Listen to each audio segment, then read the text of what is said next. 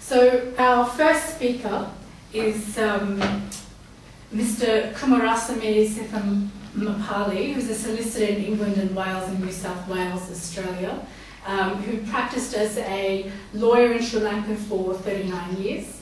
And he's here tonight representing the Tamil community, having been involved in a very large number of Tamil community organisations.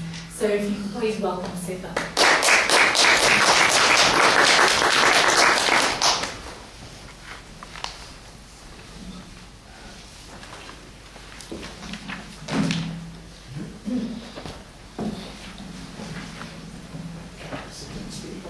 You can do whatever you want.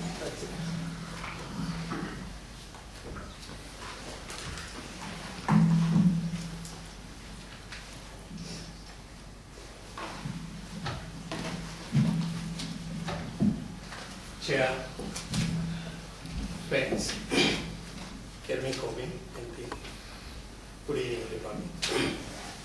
As the chair introduced, I'm here to reflect upon the ban on the FGTE, particularly with reference to the diaspora and expatriate Tamil communities' activities in the United Kingdom.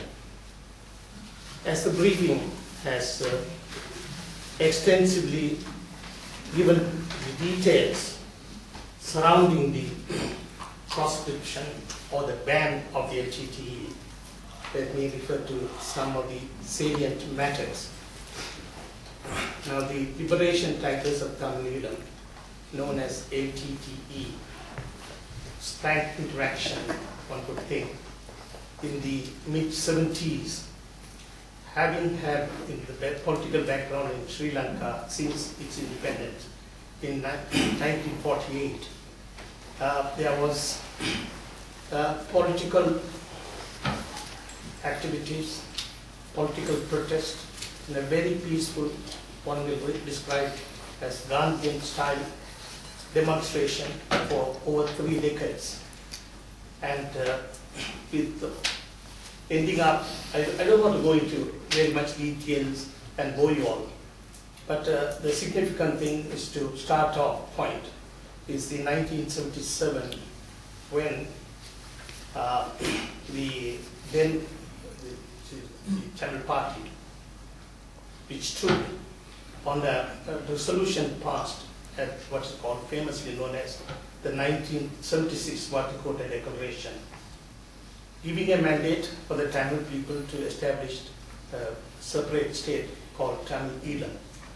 On that mandate, general election, then it was fairly free and I would say it was in accordance with democratic principles, that the Tamil United Liberation Front, which stood for that principle, received an overwhelming mandate. Out of the 22 MPs, 20 were returned on that mandate, and large people hoped that they will have Tamil-lawyer in a matter of years. The Sri Lankan government did not take the people mandate as serious as what should have. Instead, engaged in counter-constitutional measures. In fact, even denounced that calling for a separate state was criminalized even then. That was the answer for what is called in the international law term self-determination. From that time on, every turn, any democratic move taken peacefully were met with state terrorism. And it came to a point in the mid-70s, around about 76, I think the militancy thought there was no way you could get anything from the Sri Lankan government through democratic process, and it is time that they have got to fight for their rights. Lost rights, because historically Sri Lanka, then it was known as Ceylon, had kingdoms, Tamil kingdom, the Sinhalese kingdom, the Kandyan kingdom, separate kingdom. So we were really trying to fight back to regain their freedom to live as a separate country.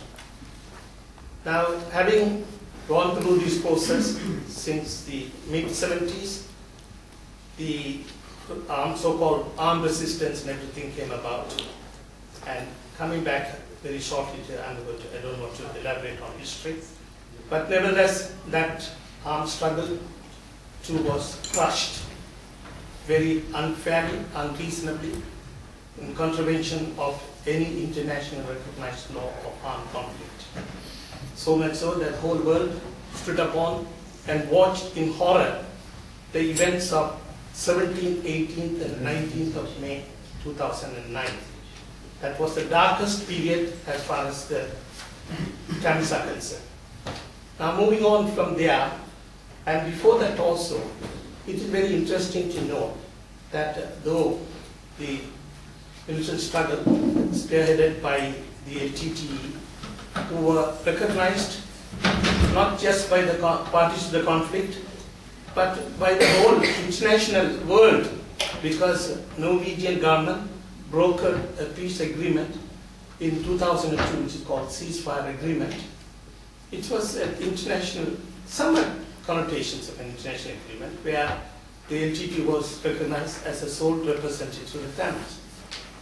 Now, it was at a point in time that one must also realize that although armed struggle and related violence and the terrorism had to be seen in a certain connotations, the state terror that happened in Sri Lanka was much more than, much worse than one would describe in international law as measures which were necessary to curtail those terrorist activities. That is the point that I would like you all to understand, that as a last resort, when everything failed, then the people sometimes call it a self-defense, also have to exercise in international law what's called the right to self-determination. It has various connotations, it has various forms. Let us not go into those details because at the present moment we are looking at the point of the Terrorism Act and how it had impacted. But the Terrorism Act did impact on the peace process. This is why I have referred to this. Because indeed, when the peace negotiations were going on, in earnest, I would say, at the middle of the peace process, it started in 2002, and we come across in 2006. Though in Sri Lanka, the LTT has been deproscribed, and the ban has been lifted from the LTTE in order to enable it to take part in the peaceful process. Yet, it was thought wise for the United Kingdom, in the middle of the peace process, to ban the LTT. This is very, very unfair thing that the British government did, along with its coalition of the European governments.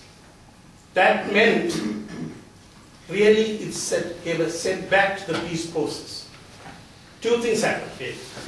First and foremost, it weakened the balance of power between the LTT and the Sri Lankan government. The moment you ban an organization, you know what the implications that follows from it. Secondly, and more importantly, it encouraged the Sri Lankan government, which was perpetrating state terrorism, to continue with impunity, unquestionable violence that were meted out on the innocent civilian populations. Now, I don't want to go into the catalogue list of what and what they did. The flagrant violation of the humanitarian law, international humanitarian law, the international human rights law, you name anything. They flagrantly violated all those norms and principles and what is termed an acceptable standard of behavior of a civilized government. Now, in the light of all those things, the British government banned the LTTE in 2006 and added on to the list, without consideration of the reason for such ban. It was, as the chairperson referred to, a mere either an executive or a political decision on the part of the British government to do that, without considering the circumstances and the facts relating to it. It is well known, I'm not going to go into the merits and demerits of the activities that they are taking. I don't hold a brief for them. All that I am saying, it is well known that the LTT did not have any violent action in the United Kingdom. There is no evidence, as far as the British government, the United Kingdom government is concerned, to warrant them to be put on the terrorist activity. They never ever committed any terrorist act or violence act in the soil to start with. More so, when in their own land, where it is alleged they committed terrorism, they stand de-proscribed. So what is the justification? Where on earth you get justification to ban an organization which is in their own country, which is stated to be committing violence, is allowed to continue as if nothing has happened, and allowed to take part in the peace process, sit in the negotiating table, travel across countries with the blessings of the Sri Lankan government. Yet the British government did this, the United Kingdom. That's the worst thing they could have done in order to help the peaceful resolution of an armed conflict. That is where I would say that the British government did really something which is both morally and legally wrong. Now, having done all that, now of course we know how much it had impacted on the expatriate Tamil community. Getting on with the, apart from the day-to-day life here, it also impacted on us wanting to help our brothers and sisters who were suffering immensely back in Sri Lanka. There were various charitable organizations, various human rights organizations were collecting money in order to take them. You know, there was a big, very wide publicity was given for a humanitarian ship that was trying to go to Sri Lanka. All the efforts, all the food and everything went, but it never got beyond the clearing port, because the Sri Lankan government wouldn't allow even any kind of humanitarian help to go from this country. Did the British government help us? Did any other world, any other people help us? No, nobody helped us. Now, in addition to that, here because they started criminalizing the activities of the Tamil people. For example, the TRO, this is the Tamil Rehabilitation Organization, in the year 2003, were investigated by the Chetty Commission and their registration cancelled. They were all interested in only doing humanitarian assistance to our people. So they criminalized that activities too. In addition, as referred to in the launching paper, a Hindu temple was investigated by the Chetty Commission, and the chairman of the charity was told that he is not fit to be a charity of a registered charity, because there was allegation that he had helped our people back at home, humanitarian help. How is this law is being applied in this way?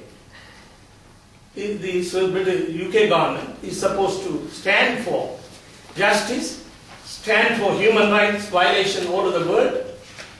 Its own arms, through its machinery legislation in banning the LGT and branding the whole Tamil community as if they are all the LGT members or they are all terrorists, and that is the situation in which the activities are getting on. I'll come to one simple example and I sit down. Now, there was a prosecution. I was hoping that Matt could be here. Is he going to be here? No. He's not going to, sorry. There was a prosecution under Terrorism Act, and you all will be knowing that Shanta was prosecuted. And in that, Justice Saunders said this. In fact, it's probably there's the first case in the history of a Terrorism Act prosecution where the judge commended the defendant, saying that he is a decent man. And he encouraged him, when he is released, he should come back to the Tamil community and serve the Tamil community. And consequently, thanks to the British justice, I think the prosecution in Australia too did not proceed that far. I think various other countries who are interested in prosecuting the Tamils under terrorism have had a second thought after the decision here. Finally, I would also like to say this, that even ordinary people's life in Britain is very much affected. You won't believe. There's an area called East End in the East London. Any time you're going to open a bank account in any banks, they have been simply told, no, you can't open an account. They make it most difficult to open the bank account. That is day-to-day life. Even so much so, even getting mortgage.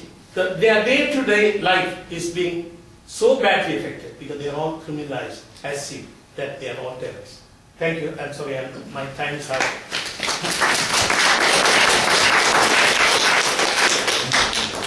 Thank you very much, Sitha, and we'll certainly have more time in discussion for people to elaborate on the fascinating points that Sitha has raised.